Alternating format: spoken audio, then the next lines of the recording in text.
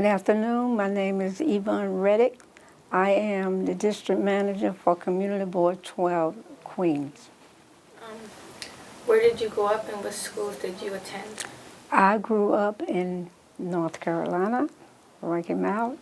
I attended George Washington Carver High School I graduated from, and I attended Fayetteville State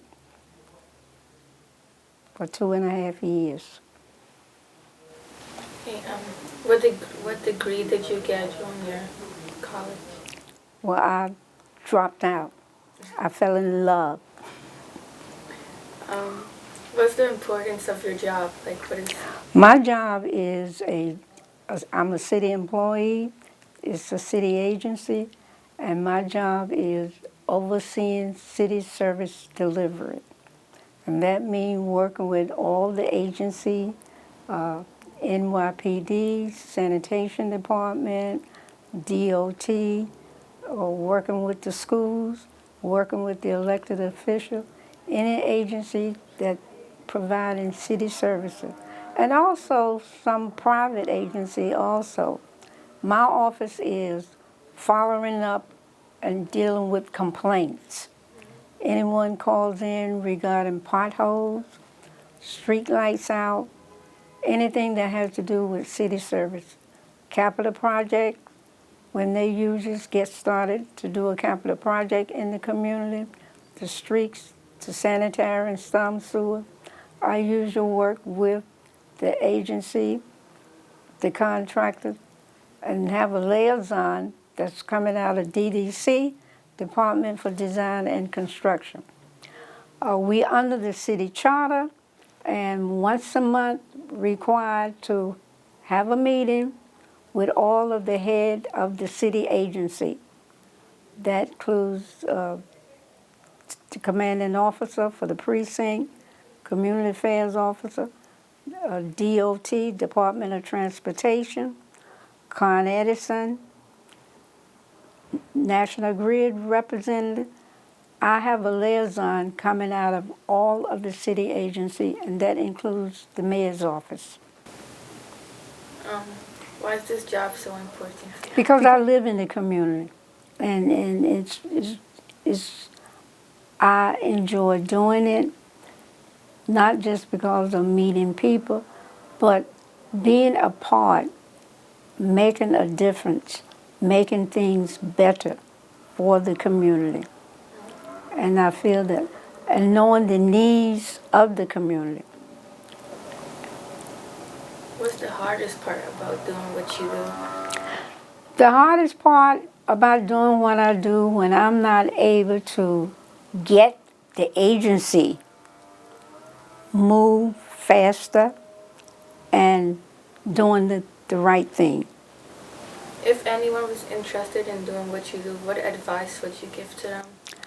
I would advise them, one, you must be a community-minded person.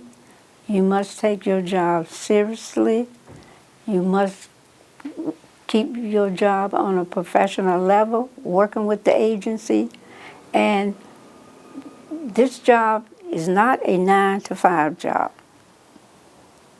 It's after 5. And it's night meetings. Sometimes. A lot of times. We have many committee meetings, and it's about make sure you're part of those meetings.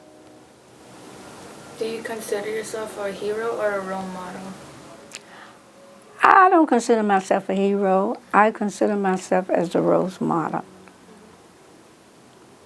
Because I do get a lot of students come to see me, and not just from the high school, but from college also. What is something you like about your job? I like with my job, I think the most is helping people. When people call with a complaint, addressing their complaint. And there's times when people call and they say, thank you, and my response is that they didn't have to call to say thank you, because that's part of my job. But it's always nice to hear someone call sometime to say thank you. What is it like interacting with different people and their complaint? Like, Well, one thing I make sure, and I tell people, you know, we may not be able to address all of your problems, but we do our best. If we're not able to address the problem in our office, we refer them to an agency or someone that can help them. Because it's not all the time about city problems. Sometimes it's about private problem, private issue. And right now, one of the most challenging problem, I think, is dealing with the homeless issue. how long does it take to solve all these people problems? Oh, sometime a month, sometime it's the next day. When they call up, when there's people with the utility problem, call up Con Edison, a National Grid. Sometimes it gets addressed the same day. Does it always work out, or is there any issues that prevent it from working out? One thing when people call, like people come to see me and call, and I say to people, you know, you have to tell me, you have to be truthful. If you want me to help you, you know, you have to also help yourself. Try helping yourself. But when you come to see me or when you call in and I question you, you know, how something occurred, you have to be able to be honest and tell me. What is the relationship between poverty and law enforcement and local government? The relationship between poverty Poverty and law enforcement. and law enforcement. And local government. I feel that our community is as good as we make it. We must take pride in our community.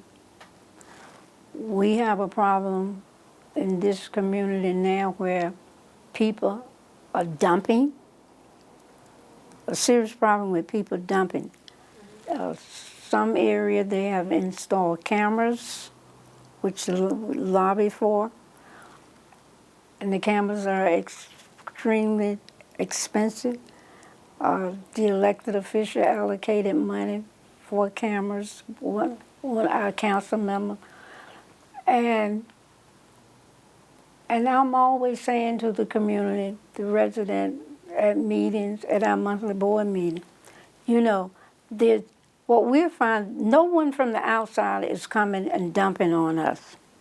It's the residents within the community that's dumping. And I'm saying that you should take more pride in your community than dumping on us. And our community needs to be educated. I would say some parts of our community. Because I find that in the community, the resident with the most greatest needs, those are the ones we don't hear from.